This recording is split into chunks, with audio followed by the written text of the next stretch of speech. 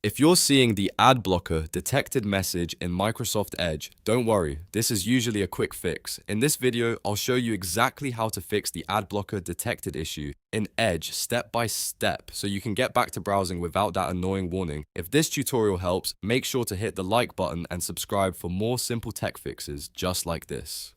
Alright, let's jump right in. First, open Microsoft Edge and look at the top right corner of the browser. Click the three dots menu. This opens the main Edge menu where you can access the browser settings and extensions. From here, hover over or click Extensions, then choose Manage Extensions. This is where all of your installed browser add-ons are listed, including any ad blocker that may be triggering the warning. Now look through the list for your ad blocker extension. If you see one installed, switch it off or remove it completely. In many cases, the site you're trying to access is detecting the extension and blocking you until it's disabled. Turning it off is the fastest way to test whether the extension is the cause of the problem. If the warning goes away after disabling it, then you've found the issue. If you still want to keep your ad blocker for other websites, you can also try turning it off only for the site that's giving you the warning.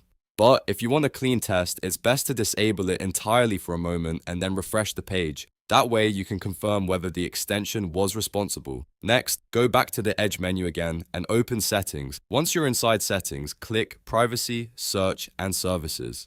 This section controls a lot of the browser's security and tracking behavior, and in some cases, the tracking prevention level can interfere with websites that are sensitive to ad blockers or privacy protections. Scroll down to the Tracking Prevention section.